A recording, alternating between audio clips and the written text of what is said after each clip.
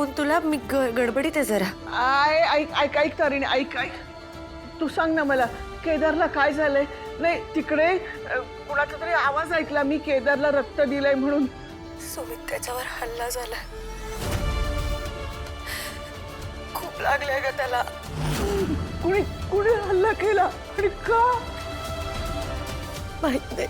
कुणी लुटायला आलं होतं का ग त्याला? अगं नाही ग, फक्त खूप मारलंय त्याला. काहीच घेऊन नाही गेले ते लोक. एवढी मोठी गोष्ट तू माझ्यापासून का लपवून ठेवलीस ग? ते काही नाही, मी आत्ताच्या आत्ता माधवला बरोबर घेते. कुठल्या हॉस्पिटलमध्ये आहे ते सांगा मला. नाही नाही सुमित, आत्ता नका येऊ तुम्ही. तो आत्ता कुठेतरी जरा स्टेबल झालाय, पण तो अजून शुद्धीवर नाही आला.